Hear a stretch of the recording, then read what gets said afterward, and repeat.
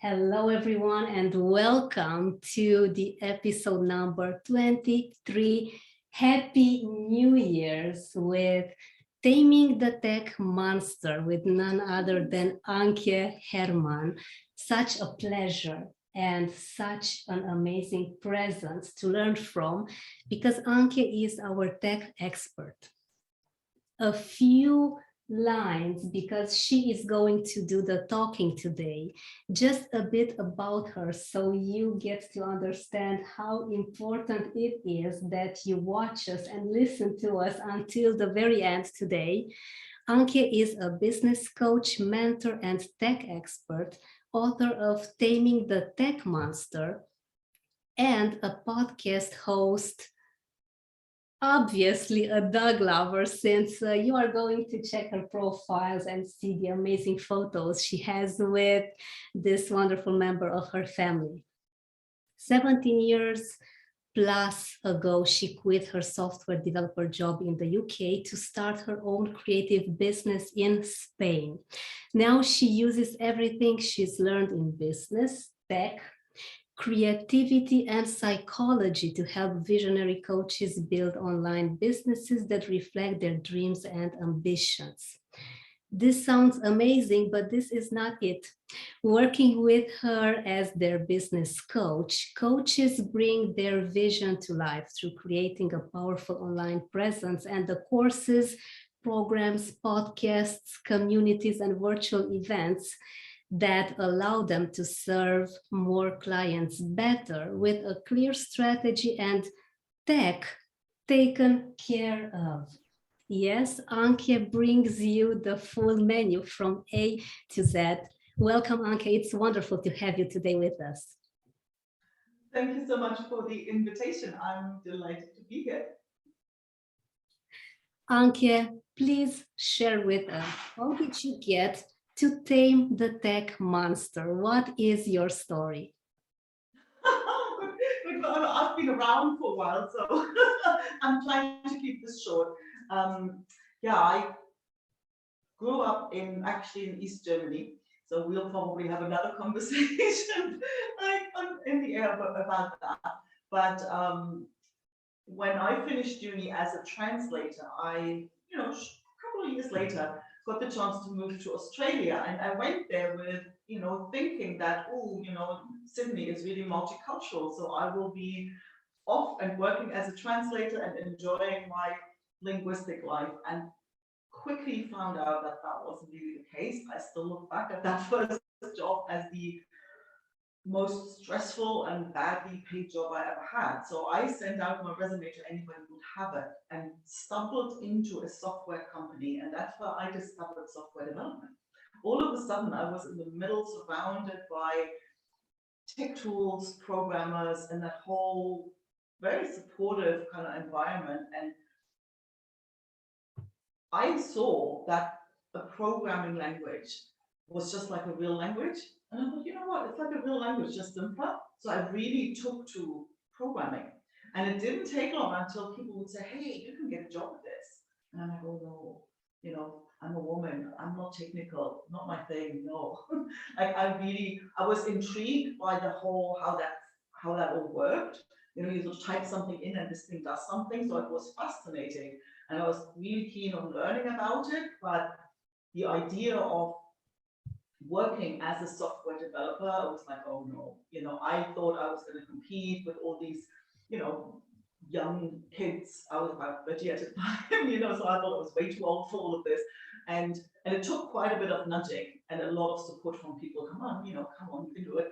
And so in the end, I thought, well, I'll take the exam. I take an industry exam and see, that's in the 90s where there was jobs everywhere and it was all just sort of starting out. And then I thought, well, if I don't pass the exam, the problem is solved. But then I did pass the exam, and then a job opportunity came out, and then, oh, okay, I thought, well, do I really want to work in this whole male-dominated industry? And I wasn't really keen at all. I thought I had to demonstrate that I'm twice as good to be half as recognized, and I wasn't really keen on that. But I thought, well, you know what? I'll give it a try and see what happens. And if I don't like it, I don't have to stay. And again, turns out none of those concerns turned out to be true. So I had a really long time that I had a blast in the software industry until that turned a little sort of sour in the sense that all the big companies were looking to outsource their projects. And next thing you know, all the opportunities are literally just sitting in meetings with Indian outsourcing companies. And at the same time, I'd been to Spain and I was really hooked on flamenco and this whole Spanish lifestyle. And I thought, oh, you know what? I don't know, I would really love to live in Spain. How can I pull it off? And what popped to mind was I was going to have my own business, because then I wouldn't have to worry anymore about restructuring or something that would take my job away and getting to an age where it would be more difficult to get a new job. So having my own thing actually put me at the helm of things, and I really liked that idea. And I also wanted to let my creative side out. So I thought, oh, I'm going to make flamenco costumes in Spain, you know. And so there was literally, that was my, let's just see what happens, was my business plan, literally. So you can imagine it was the recipe for, you know, call it a wild ride. I did manage to pull it off, and sometimes I think it was literally that not having any fear of failure, because it was just so crazy, so out there, that anything other than failure was a bit of a surprise. So, but at the same time, I also burnt myself out in the process, totally burnt myself out, because I didn't know how to say no. And so now try to do that when your clients want stuff and you say yes to everything, right? That's just not healthy. And it took me about 8 years until I had enough and thought, look, this is until not one step further. And so there was basically this big turnaround where for the first time from that business, and I wasn't any longer prepared to put up with, you know, anything, all these demands that were coming at me from all angles. And it was first time when I said no to things because I no longer cared about, you know, everybody stay away and badmouth me and all these things, that I really got to see that, again, none of all that stuff I lived by was actually true. And that's when I realized, well, wait, you know, my guess is I'm not the only one who went out with loads of enthusiasm and got to see that our upbringing does not prepare us for entrepreneurship, right? And in my perfect world, everybody does work they're passionate about, that it's fulfilling and meaningful, and has the support they need to actually get over those hurdles. Because there's really three things. It's like you need to know what to do, you need to know how to do it, and you need to get out of your own way to actually do it. And that's why I did coach training. That's what I wanted, and I wanted to support people who had a passion they wanted to turn into a business. And it wasn't until the pandemic hit last year that I really got noticed, that all the time people were asking, hey, can you help me with this? I don't know, I want to create an event, but where does the button go that people can sign up for it? Or I have a website that I need to make changes to, and I don't know how to access it. Can you help with that? And I'd always be like, hey, no, wait, that's easy. And it took me until the pandemic hit, and I could see all these people who had created a business that worked well offline, and they got shoved into the whole digital space at a time and a pace that they didn't choose. And so I really finally let go of that resistance of you know, basically bringing that tech expertise into the mix. And that's when I wrote the book, and you know, rest is history, so to say. Wow, Anke, what a story. I am being very inspired now. And I love the transition that you made from being employed to wanting to have a different lifestyle. You wanted to go to Spain, and you kind of made it does sound very natural and rather easy. You made the transition from being employed to entrepreneurship.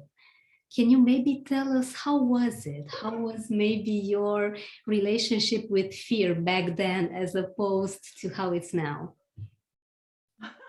Yeah, no, I think there was, well, the story sounds a lot nicer than it was, right? Because really, I did a video about that, like how I really started my sewing business. I literally scratched my nails on flamenco school doors for exactly 15 months before somebody told me anything other than go away. To put it politely, they weren't always that polite. But yeah, there was basically 15 months of rejection after rejection of go away, we don't need you, you're never going to make this. Yeah. So that's why I always say, you need passion alone won't carry it, but boy, you need enough to get you. And I mean, looking back to think, well, if I started this like again, well, there would be things that I'd do differently. So probably wouldn't take that long. But the whole fear. I mean, I was really fearful when I was a child.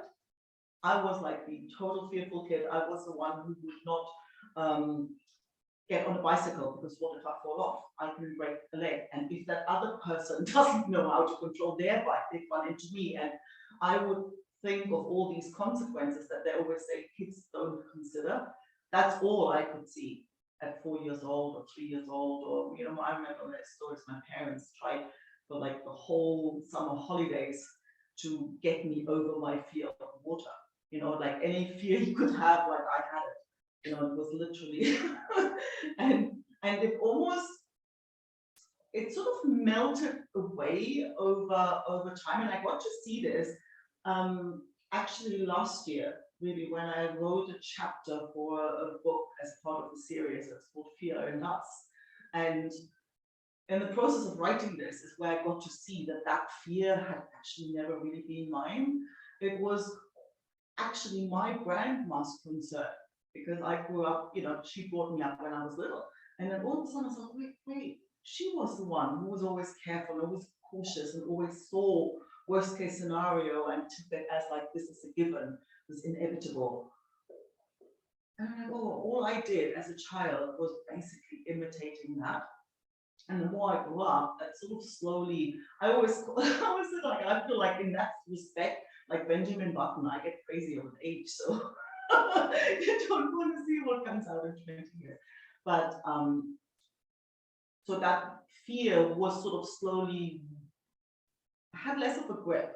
And the one thing that really set my head straight about fear and going for things was basically getting out of East Germany, right? Because that was a one-way ticket, and I got out before the wall came down, and I didn't jump the walls. I wasn't going to risk getting shot, but I did the paper war, and it took over 2 years. But then, one day there was a letter, and it says, hey, you're on that train, and you're out, and you won't be able to come back. Nobody knew at the time that the wall would fall a few months later, right? So it was when I left, it was the one-way ticket. And there was no way back. It was literally anybody you leave behind, then you won't see again, And for me, anything after that, what's the big deal? So there's always, and I think fear, well, I always see it in the light of, there's the unknown, like when you usually fear the unknown, when you're not quite sure, and when you have doubts that you can handle what's coming at you. Because if you think you can handle it, you handle the unknown just fine, but when you're worried that you might not be able to handle it, then that's when fear sets in. And I think anything after that jump into literally the unknown,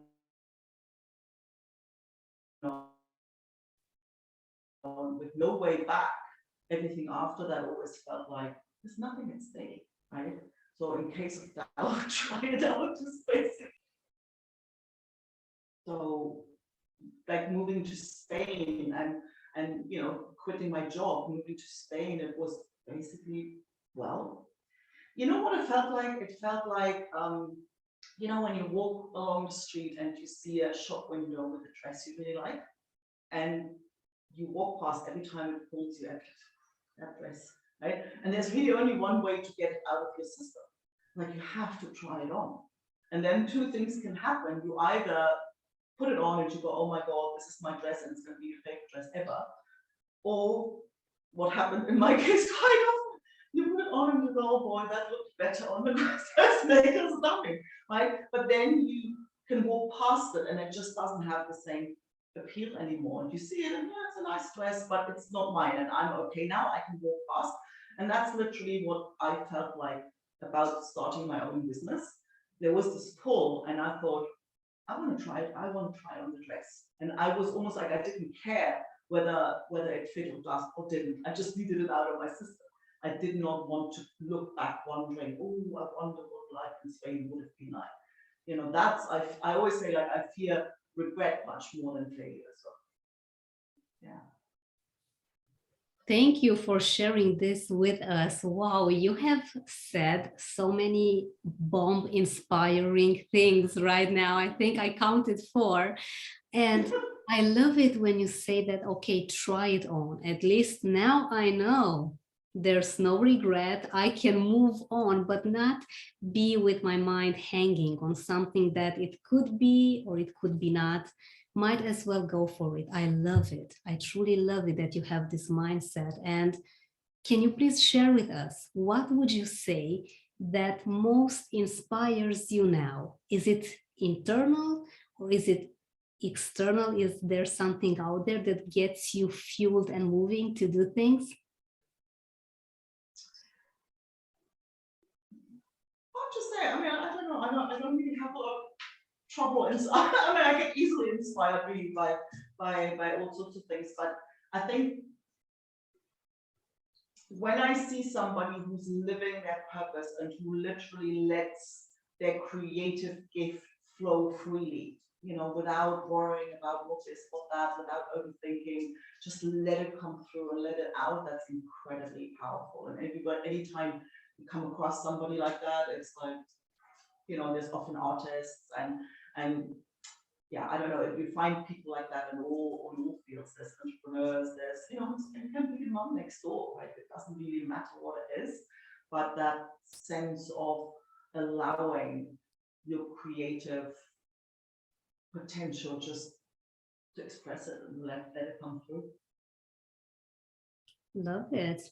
And if you were to choose today, do you think that you would maybe do things in a different way, or are you totally happy with everything that you have taken along your path and with all the results that you have now as a person?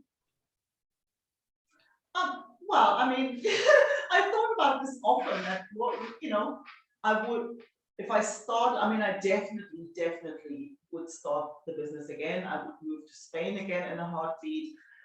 I would do a few things differently in the sewing business if I had the chance to start again. You know, looking back, especially like when you work with like helping other people, it's always easier to see it for other people, right? But if I look with the distance back at my business, I'm like, why on earth didn't you just sign up for a class for God's sake, right? So I mean, there are a few things that I would do differently, but at the same time, even with all the stressful times and all the pressure I felt and all the time pressure and all these work through nights and all of that has taught me everything I needed. Like it was a stepping stone. I still think I wouldn't even want to skip it because of it's what allows me to be really helpful to other people now. Because I think if you have smooth sailing, you know, how are you going to teach somebody to sail if you've never been in a storm, right? Yeah, because people mainly do what they see us doing, not what they hear us saying. Love it. Anke, can you please tell us which is your biggest lesson or motto, something that is a guide for you in life with all of the moving and all of the amazing experiences that you have had so far? I mean, what comes back immediately is like, in case don't try it out, right? So, because I think it's like my grandma, who I was extremely close to, she passed away with all these, like, she had all these things she wanted to do. And, when I'm when I can do this and I'm going to do this, I'm going to travel, I'm going to learn to dance, and she had all these things, and in the end, she passed away and never got to do any of it. So I'm incredibly passionate about almost not living what she would have wanted, but to like what you said before as well. I mean, if there's something that pulls me, I will try it out because I really don't want to regret anything. So and I think there's a book by an Australian lady called Bonnie Ware, and it's called the top 5 regrets of the dying. And number 1 turns out to be people regretting not having followed their heart and not having done in life what they really wanted to do. So if there is something that calls you, for God's sake, do it. This is maybe the best advice that I have heard this year. So our fearless friends might as well follow your desires, because we sometimes think that we have time, don't we? But the thing is that we don't have that much time. So might as well do that thing and learn from it. If it doesn't work out, what a tremendous life lesson and an experience to just help you evolve. And you know what? Next time you'll know better. I always say this, if it's a huge failure, because I myself have had some interesting experiences, I know that next time I'm going to avoid doing that. So not knowing and also knowing is such a blessing in disguise, because you get so much more wise. You get to be wiser, and this experience opens amazing creativity doors, as Anke also said. Anke is very creative, so she can help you shape your business from A to Z. I really like it when you have your description with having tech taken care of, because we all have our technical issues and monsters. Can you please tell us, how did this great book, Taming the Tech Monster, how was it created? What is the story around it? You're gonna love that story. It was a dare, basically, right? It was literally in April last year. A friend of mine invited me to a Facebook group, and I think it was on a Friday, and the Facebook group was called Your Authority Book. And I'm like, oh, writing a book was one of those things that I always knew I wanted to write one, and I always knew it was going to be nonfiction, but it was never now. It was never clear what it would be about. And when I saw this, like, oh, yeah, there's something like this. Yeah, so I'll accept to join that group. Turns out there was lovely lady, Ruth Sullivan, says, I've got a proposition to anybody in the group. Let's write a book in 30 days. So over the weekend, she put out a number of videos and to basically explain a little bit what was involved. And there was one thing, and my first impulse was 30 days, no way. That's crazy. And there was one thing she said that made sense to me. She said, your authority book gets edited. It doesn't get written, it gets edited. Like it's not like a novel where you have to construct the storyline and develop characters.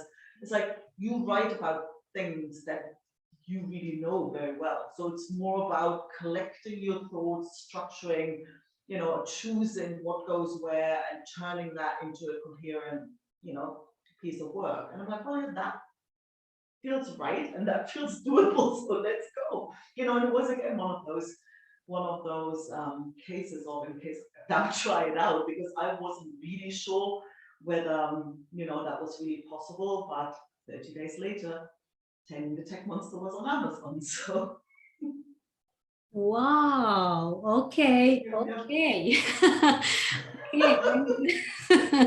I would love some more details about this. So you got it published from zero, only having an idea, to Amazon. Well, not even that. Well, I mean, it was basically the initial conversation I had with Ruth, who was guiding us through all of that. was like, oh, where should I go with this, right? Because it was about entrepreneurship, and it would be around having your own business, and there was one part that pulled me towards, what it really takes, those qualities that you usually don't expect. Because in my experience, it's the biggest crash course in personal development that I totally didn't expect. I thought it was a matter of finding clients and knowing how to market, knowing how to administer your business. I never knew how much I would grow as a person in that process. So one part of me pulled in that direction, right? And the other part was I could see people struggle with tech, right? And so I thought, oh, well, I can always write the other book later, but the setting the expectation right and shedding a bit of light onto that jungle that's the whole digital online tech world, that seemed more needed, more relevant at the time. So that's why I went that route. And then, and then once I sat down and created like a mind map, oh, I need this and I need that and this and that, and then I was off with the races. Love it. Thank you for sharing this with us, Anke. It does sound unbelievable, but since you have done it and you have grown so much in the process, what a tremendous experience this has turned out to be. And I'm going to talk to you about this later because I'm so curious. You have put together such great stuff in this book. And can you please tell us, how does your business exactly help the people you get in touch with? What are the processes that you most use? Well, the process is actually really funny because the process is actually always the same and it's really simple. It's just there's really 3 steps to it. And the first step is clarify. And there's a great story for that. What that means is, and it's interesting because it's what I used to do in software development. What always made the difference and what made the difference in my sewing business. That's why people would come and they'd wait for months to get me to make the dress, because I wouldn't do what the client asked me to do. That's like rule number 1 in software development, and it's golden for like anything. It's like never ever do what the client asks you to do, right? Because the classic example where you can really see how this plays out, if we go into the world of dresses and dance dresses. So people would come and say, hey, I want a pencil skirt, right? I want a skirt that is like a beautiful pencil skirt, straight down to the knee, and then it flares out and has the buckles and this and that. And now the thing is, most dressmakers would go and create a lovely pencil skirt with beautiful ruffles down the bottom. The skirt looks great. The client would stand there, have a wonderful photo. But when people ask, they say, well, never really wear it. It's lovely, but, because when I would hear that same thing, I'd say, wait, you don't want a pencil skirt. You want a skirt that doesn't make you look fat on stage. And they go, oh my God, like, what? Yeah, because once we know that, there's other ways to do that. Because a pencil skirt has one big problem, you can't dance in it, right? Because you can't do the movements that you need to do.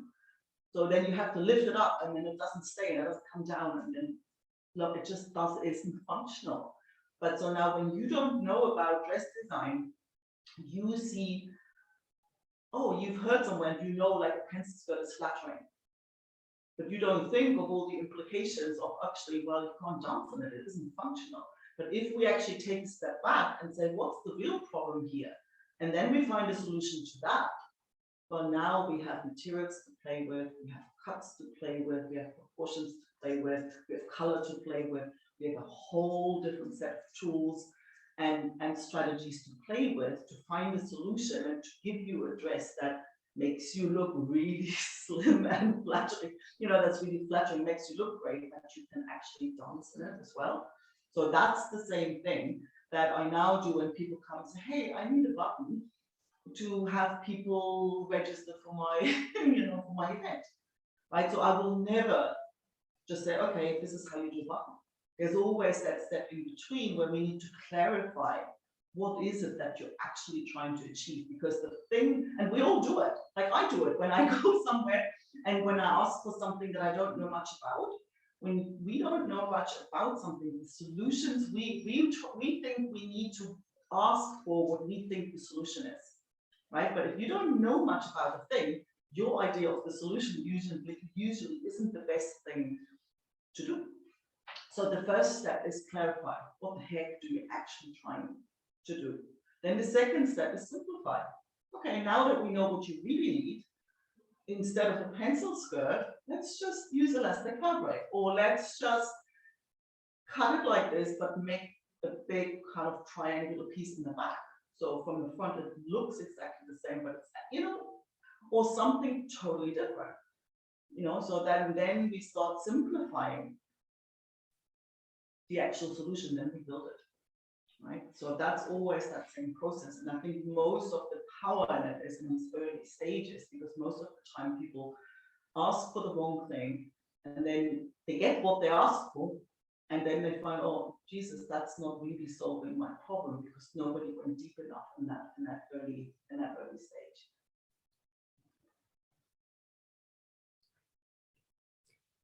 This got me thinking that most of the coach's work and the consultant's work is very underestimated.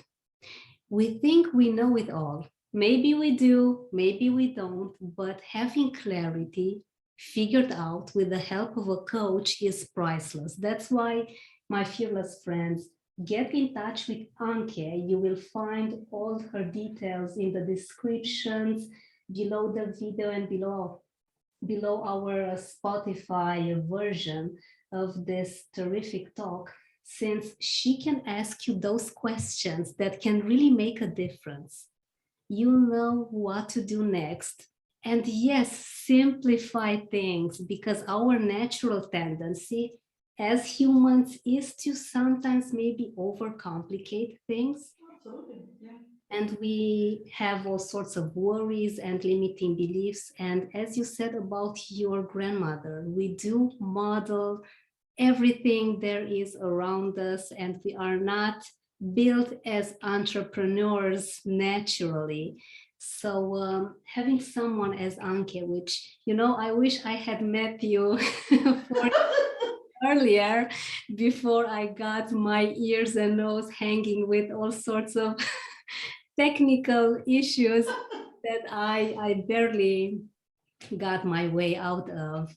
That's why it is vital to find someone that can truly understand what's your purpose and then help you find the best solution together as a team.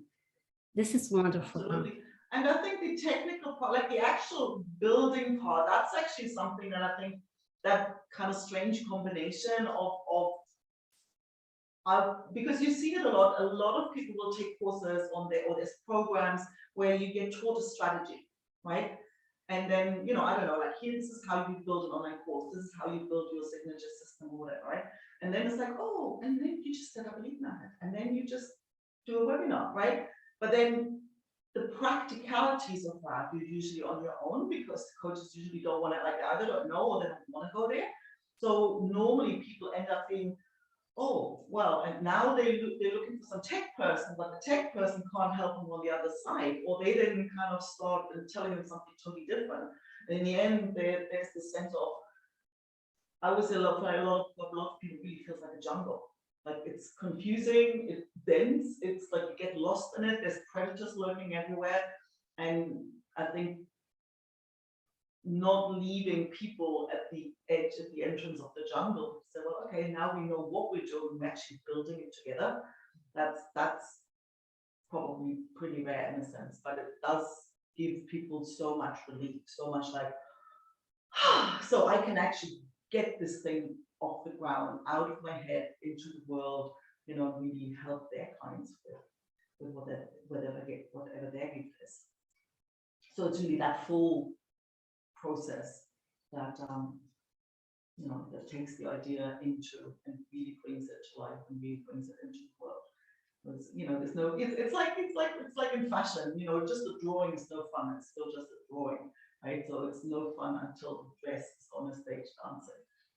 So, and I'm basically approaching it the same way with the tech stuff. If it's not on stage dancing, I'm not happy. Love it. Anke, would you say that you take the complex part of business and make it really profitable? That's the plan. Yeah, absolutely. That's it. Yep.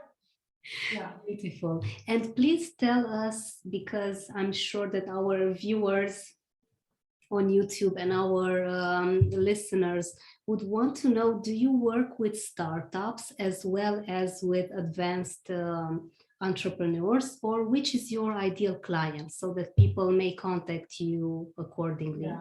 Well, most of my clients are in the coaching, therapy, trainer, author kind of space. People who have a message, something that they really want to bring out into the world. And they're not always new in business, although sometimes they are. But they are usually new in the online space, or you see most of my clients are, it's one of those things that I've observed over time, and I'm like, oh boy, that makes so much sense. They're your big picture thinkers, right? Because not everybody is tech challenged. Like some people I just don't want to deal with it. You can see how we usually connect over the vision. Like, this is what I want to create, right? But then when you're one of those creative idea generating like machines, you're this big picture thinker. When I then come and say, well, okay, so now how exactly do you want this to roll out? They go, you can see their eyes glaze over, right? So it's like, and for me, that's where it gets interesting to actually make it work. So it's this perfect combination between your visionary, big picture thinker and big ideas, but they don't want to get down into the nitty gritty, and that's when they try it on their own. Even if they're quite tech savvy, they don't have the patience, they don't have the headspace for it, they don't want to go there, it just bores the life out of them, or they just don't have the skills and the experience, which is kind of, fair enough. You never had to deal with it. It's not something that, especially in our generation, it's not something that you grew up with. And so they either don't know or don't want to go there, or, don't have the patience, don't have the headspace for it. So then that's basically that collaboration. And I could also say, since I kind of now am going back, way back when I started, that I kind of lost so much precious time, Anke. Because you know what? You know your stuff, you know your business, as you said, you know your coaching, you know your training, you know your message, your vision. But do you really want to spend all that precious time doing extra things that you should not take care of because you need to be coaching and teaching and educating people? It's not your job to know it all. I know I was very what is the right word? Very stubborn to think that, oh, it's my business. I need to do it all. I need to know it all. But boy, was I completely wrong. Therefore, my fearless friends, remember this. You are good at what you do. You are an amazing expert. I'm pretty sure that you know your mission very well. However, let yourself be helped in creating a business as well, because there is impossible that you get to know it all. There are just so many layers of technical stuff. And I can say that I have tested it all.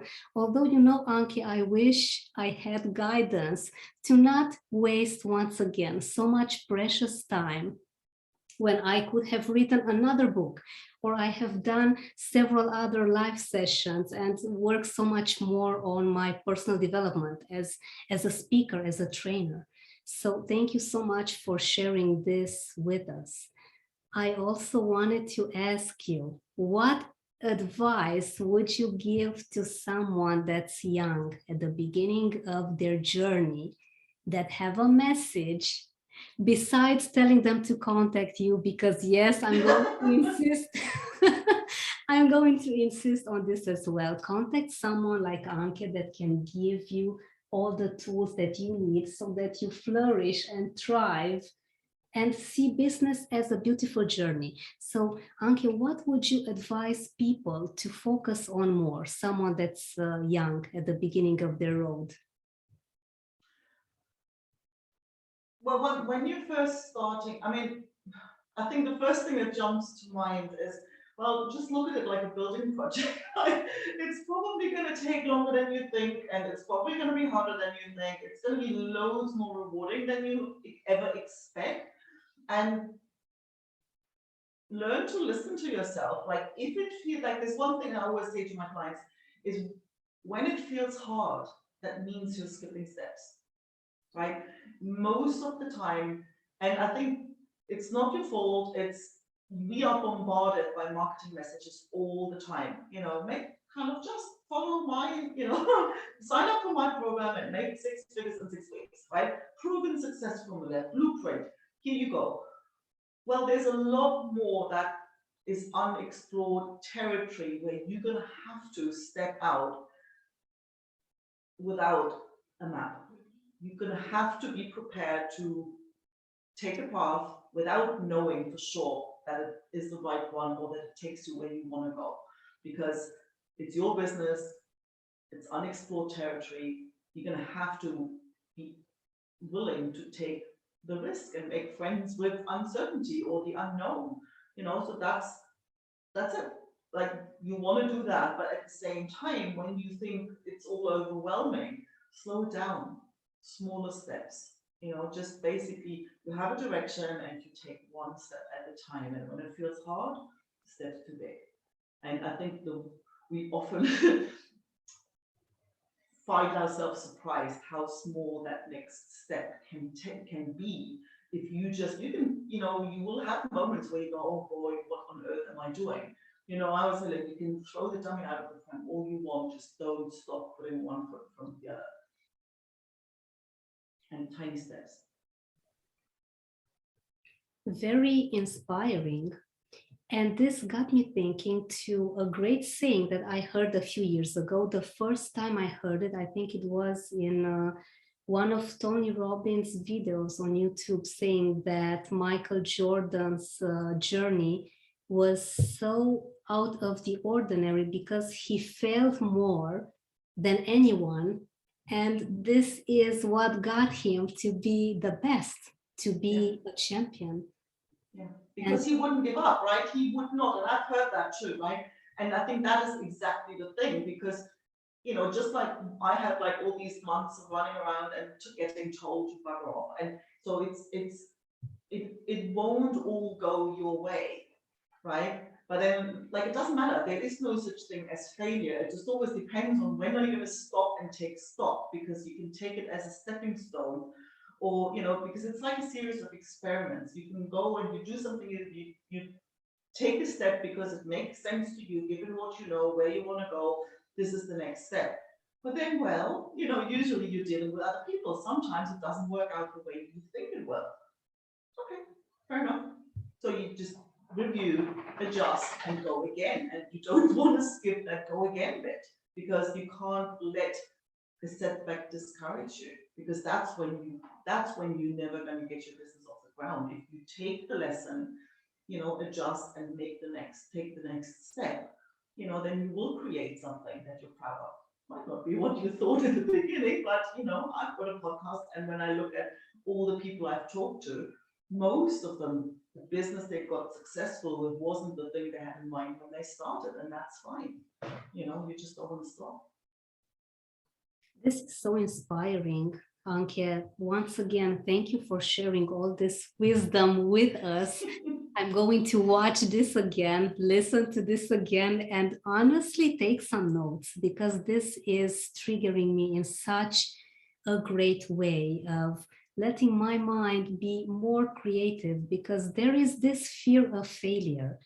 And I did specialize in fear in business a lot, because I found it fascinating and a bit worrying at the same time to see how many layers of fear we have underneath the biggest fear. Fear is part of us. Might as well mingle with it, dance with it, flamenco with it, Absolutely. and see how you can thrive, because you wanted to get rid of fear.